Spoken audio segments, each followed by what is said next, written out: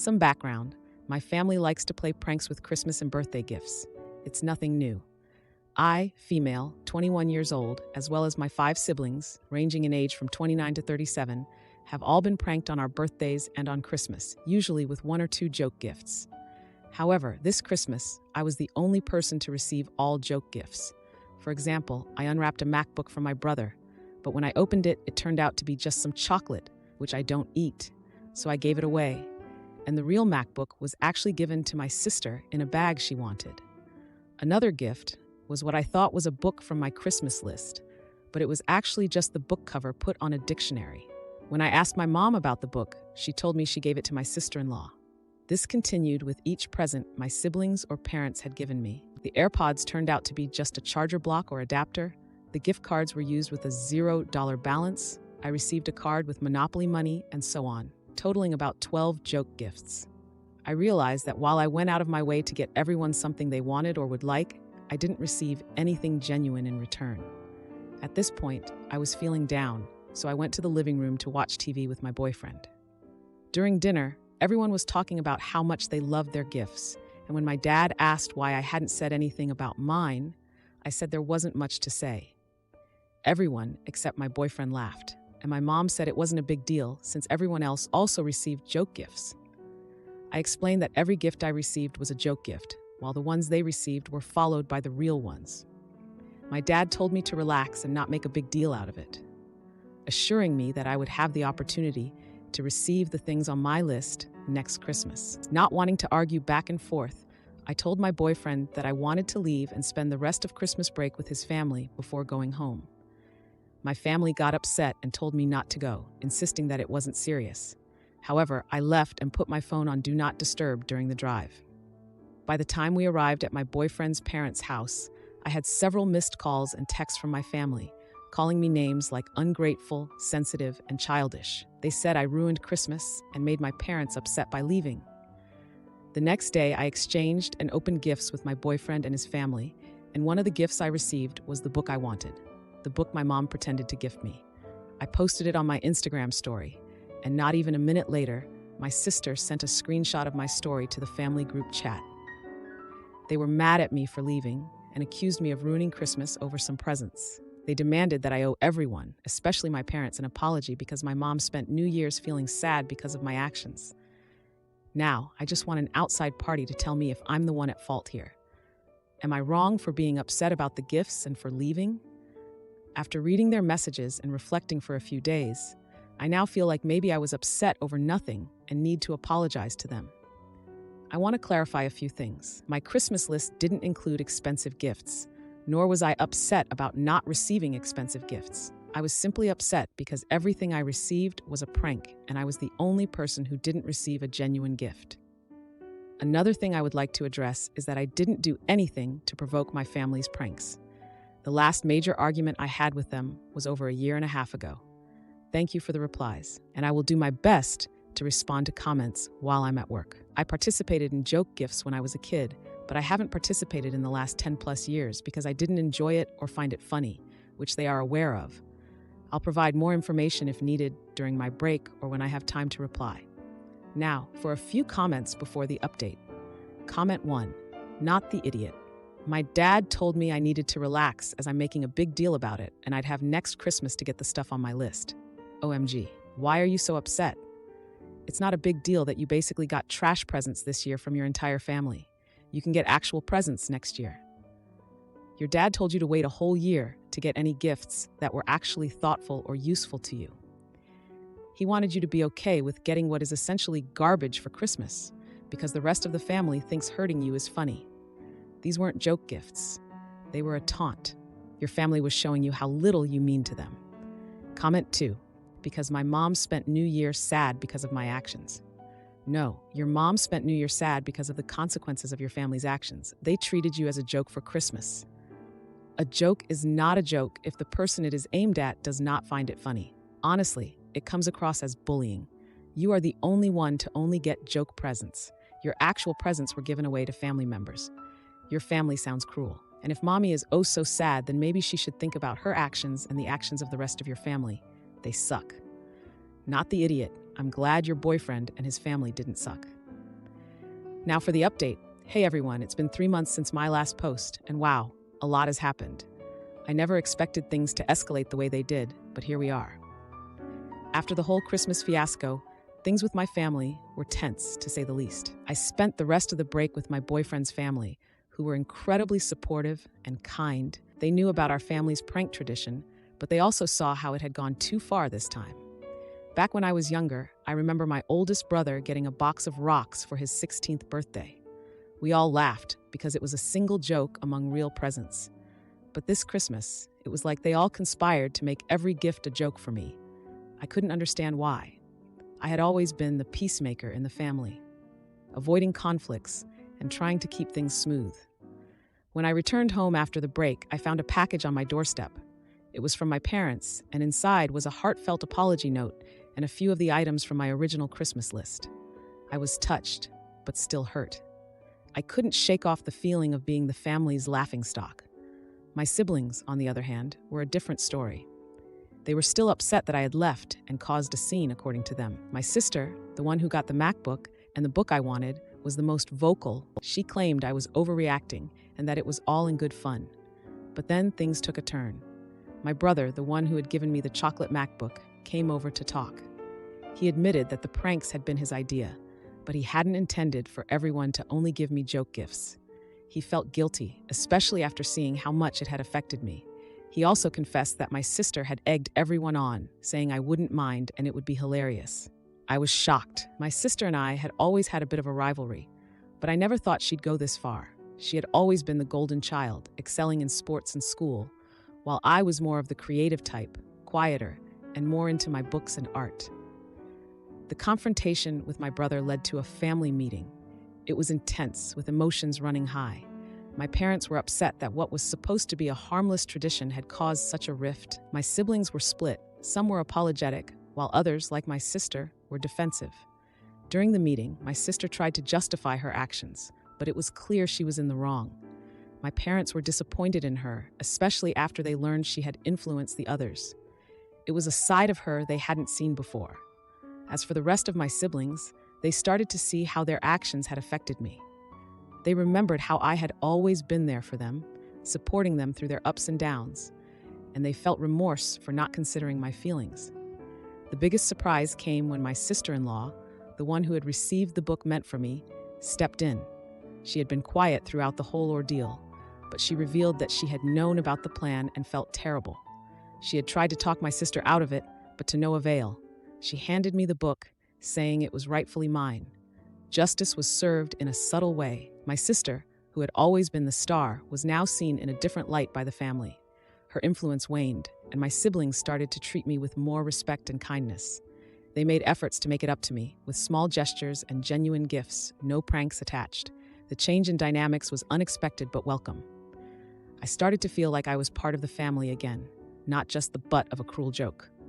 It was a slow process, but we were rebuilding our relationships one step at a time. And as for my sister, she learned a hard lesson about the consequences of her actions. She tried to make amends, but it would take time for the trust to be restored. For now, she was more careful with her words and actions, knowing that the family was watching. My mother-in-law's circus baby shower backfired when we cut her off. She's playing the victim, but the court papers she's hiding say otherwise. My husband and I are expecting our first child. We moved to be closer to his family. I'm not in contact with mine. My mother-in-law has been referring to the baby as her baby this entire time. She will say things like, "I can't wait for my baby to be born, and my baby is going to be so loved." This rubs me the wrong way for reasons I cannot explain, but my husband tells me to ignore her. My mother-in-law wanted to throw me a baby shower and invite her friends. She said they made an agreement a long time ago that they would celebrate each other's children's weddings and births. My husband and I eloped and declined a reception for her friends since we don't know them. My mother-in-law told me that I owed it to her to let her throw the baby shower since I hurt her friends' feelings by not having a wedding reception. I asked if I could invite my friends, and she said no, that this was for her friends, and that if my friends wanted to throw me a shower, they could. I reluctantly agreed. My husband and I spent hours on our registry, and my mother-in-law asked for it so she could share it with her friends. She said she forwarded the registry on. She asked me what design I wanted on my cake and cookies. I told her flowers because I am decorating the nursery in a garden theme. At the shower, they provided me with a mother-to-be sash and my mother-in-law a granny-to-be sash to wear. I noticed that the theme of the shower was circus animals. The cake had an elephant and balloons on it, and the cookies were shaped like animals. At first, I thought that maybe the floral theme was just too difficult, so I went along with it until it was time to open presents. Every present was some sort of circus animal: onesies, blankets, toys, nothing from my registry. I was a little confused and even went so far as to check my registry to make sure I hadn't made a mistake and changed everything. I thanked everyone for their gifts and tried to sound as gracious as possible, but I was so confused. My husband, who is a little less tactful than I am, showed up at the end of the shower and noticed the theme right away. He said, "What's up with all the circus animals?" He looked at the presents and said, "This isn't what we asked for." Then he looked at his mom and said, "Mom, what did you do?" She smiled and said, "I didn't like the theme you chose for my baby. I'm going to decorate my baby's nursery at my house with circus animals, so I created a registry for myself." My husband said, "You did what?" She said, "My baby is going to need a room at my house, so I threw a shower for myself." I lost my composure and told her that she would not see my baby and to stop calling the baby hers. And my husband told his mom that she's delusional if she thinks we're going to allow this. She started crying and said we are just withholding her baby from her. We've been getting texts from his family since the shower, calling us selfish and ungrateful, and saying we ruined her joy of being a grandma. Are we the jerks? Now, for a few comments before the update. Comment 1. Not the idiot. Make sure if she has keys to your home, locks are changed. Make sure you invest in security cameras. Let the hospital know your mother-in-law is to be nowhere near your baby. Let them know that you and your husband are the only two that fill out any paperwork. Honestly, no contact from the start so that she has no grandparents' visitation case. Document every creepy thing she does. Call your doctor and tell your pediatrician at the time to password protect your medical information. Your mother-in-law is unhinged, and this has hands that rock the cradle vibes. Comment 2. Not the idiot. This is very disturbing behavior. Deranged, in fact. If you and your husband ever do relent and let her glimpse the baby, I know you will never let him or her out of your sight, and that nursery will never be used. I'm not usually alarmist, but please ensure you have security cameras installed in and around your home. Also, make sure that your mother-in-law has no keys. Change the locks if need be. Congratulations to you and your husband on your baby. Hope all goes well. Now for the update. Hey Reddit, it's been 3 months since I last posted about the baby shower fiasco with my mother-in-law. And oh boy, do I have an update for you. Buckle up, because things have gone from bad to worse. After the baby shower, my husband and I had a huge fight with his mom. We thought things couldn't get any crazier, but we were wrong. She doubled down on her behavior, insisting that she had every right to be involved in every aspect of our baby's life. She even went as far as to set up a nursery in her house, complete with a crib and all the circus-themed items from the shower. My husband, who's always been the peacemaker in the family, was at his wit's end. He tried to reason with her, explaining that while we appreciated her enthusiasm, she needed to respect our boundaries. But she wouldn't listen. She accused us of being cruel and keeping her from her grandchild. The tension between us escalated when she showed up at our house unannounced with more circus-themed baby gear. She demanded to know why we hadn't set up the nursery she designed. I was home alone at the time, and I lost it. I told her she had no right to dictate how we raise our child or decorate our nursery. She left in tears, and I thought that would be the end of it. But no, she took it a step further. She started a social media campaign, posting pictures of her nursery and tagging us, claiming we were denying her the right to be a grandmother. Her friends, the same ones from the baby shower, rallied around her, flooding our inboxes with messages about how we were terrible people for excluding her. My husband and I were at a loss. We wanted to keep the peace, but it was clear that his mother was not going to back down. We decided to seek advice from a family therapist who suggested we set clear boundaries with her. It was easier said than done, but we drafted a letter outlining our expectations and the consequences if she continued to overstep. We sent the letter, and for a brief moment, there was silence. We thought maybe she had taken our words to heart. But then, the unexpected happened. She showed up at our next doctor's appointment. She had somehow found out the time and place and was waiting for us in the lobby. She caused a scene, crying and pleading to be led into the ultrasound room. The staff had to intervene, and she was escorted out. My husband and I were mortified. Things took a turn for the worse when she started showing up at my husband's workplace, bringing him lunch and trying to talk to him about the baby. His coworkers were getting uncomfortable, and his boss even pulled him aside to ask if everything was okay at home. We were at our breaking point. We had tried to be understanding, but it was clear that she was not going to respect our boundaries. We had no choice but to cut contact with her completely. It was the hardest decision we've ever had to make, but our priority was our growing family. The fallout was immediate. My husband's family took her side, accusing us of being heartless. They bombarded us with calls and texts, trying to guilt us into reconciling with her. But we stood firm, knowing that we had to protect our child and our sanity. Just when we thought things couldn't get any more strained, we discovered that my mother-in-law had been spreading rumors about us in the community. She told anyone who would listen that we were unfit parents and that she was considering legal action to get visitation rights to her grandchild. We were shocked and hurt. We had tried to handle the situation with as much grace as possible, but it seemed like there was no pleasing her. We consulted with a lawyer to understand our rights and to prepare for the possibility of a legal battle. And now, here we are, 3 months later, still dealing with the aftermath. Our baby is due any day now, and instead of being able to focus on the joy of our new arrival, we're caught up in this mess with my mother-in-law. It's not how we imagined starting our family, but we're holding on to each other and hoping for the best. My brother-in-law's secret crush on me blew up in his face. He played the victim, but the twisted truth left him broke and alone. I, 31-year-old female, have a half-sister, Ellen, 34-year-old female. Same dad, different moms, no. I'm not the result of an affair. Ellen and I are not close and never have been. We only saw each other at family get-togethers. Ellen has a husband, Tom, 34 years old. Tom is a nice guy, and when she introduced him to the family, he and my husband hit it off, and my husband ended up hiring Tom to work for him. Tom and Ellen got married and had a baby, and during this time they started having problems. I didn't hear this from Ellen, but from my dad and from my husband, who was told by Tom. Tom then started staying really late at work, and then progressed to coming over to our house, often for drinks with my husband, and by extension, me. He became a regular visitor to our house and began unloading his problems. This went on for about 8 months until one evening, Tom was quite tipsy and admitted he'd developed a crush on me. Understandably, this meant he didn't come back to our house. He has profusely apologized for this, and we're fine now, but obviously I just prefer some distance. I guess that whole thing was a wake-up call for him because he and Ellen started going to counseling.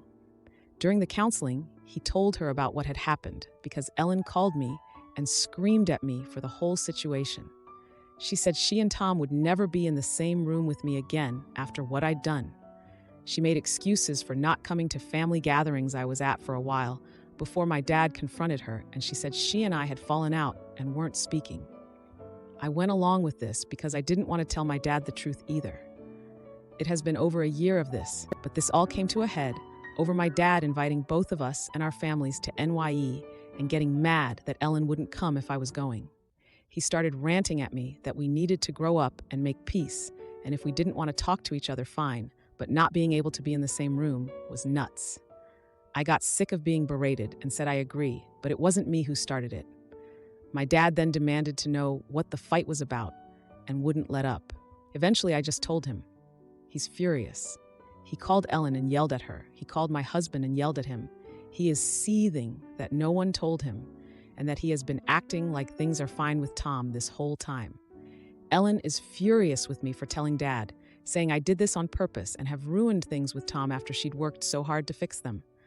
I feel bad for the results, but I also feel like carrying the burden of this rift that I didn't cause was unfair to me in the first place. I kept quiet when I didn't have to, but once I was getting heat over it, it just became too much. Am I the idiot for spilling? Now, for a few comments before the update. Comment 1. Not the idiot. Your sister made the problem about you, lied to your dad about what the problem was, and caused the rift in the family over her own insecurity. You did the right thing in all of this, and you shouldn't have to take the heat for being the adult in the room. Comment 2. Not the idiot about this particular thing, but I think you should have done your sister a solid and sent Tom home when he started socializing frequently at your house. not because of the crush, but because presumably she was at home with the baby all the time. Now for the update. Hey everyone, thanks for all the support on my last post. It's been a month since I spilled the beans to my dad about the whole mess with my half-sister Ellen and her husband Tom, and boy, do I have an update for you. So after my dad found out about the situation, he was livid. He had a few choice words for Ellen, and let's just say they didn't sit well with her. Ellen, in her usual fashion, decided to retaliate, but not in the way you'd expect. She started spreading rumors about me to the rest of the family, painting me as the villain who seduced her husband. I couldn't believe it. The nerve of her to twist the story like that. Meanwhile, Tom, who had been trying to mend things with Ellen, was caught in the crossfire. He had been working extra hard at my husband's company, trying to prove his worth and distract himself from the home drama. But with Ellen's rumors, work became a minefield. My husband, bless his heart, tried to stay neutral, but you could tell the stress was getting to him. Now here's where things get even more tangled. Remember how Tom had developed a crush on me? Well, apparently, Ellen had her own little secret. It turns out she had been getting a little too cozy with one of Tom's friends, something that only came to light when the friend's wife caught them in a rather compromising situation. The wife, furious and hurt, decided to expose Ellen's affair to everyone, including my dad. My dad, who had been trying to play peacemaker, was now completely done with Ellen's antics. He had always had a soft spot for her, but learning about her affair was the last straw. He told her she needed to sort herself out and stop blaming others for her own mistakes. As for the family gatherings, well, they've been awkward, to say the least. Ellen has been avoiding them like the plague, which is fine by me, but it's put a strain on family relations. My dad's been trying to keep the peace, but you can tell he's disappointed in how things have turned out.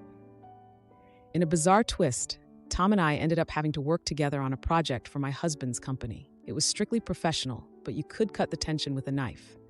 We managed to get through it without any issues, but I made sure to keep my distance. Now here's the jaw-dropping part. During one of these work meetings, Tom received a call from Ellen, and she was hysterical. She had been fired from her job for misconduct. Apparently, her affair had not gone unnoticed at her workplace, and it had caused quite the scandal.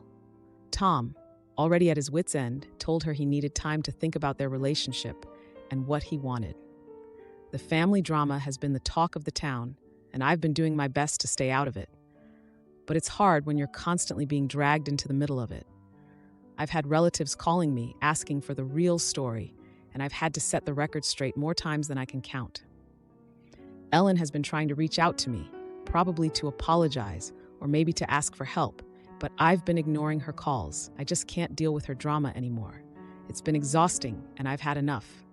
And here's the subtle twist of karma.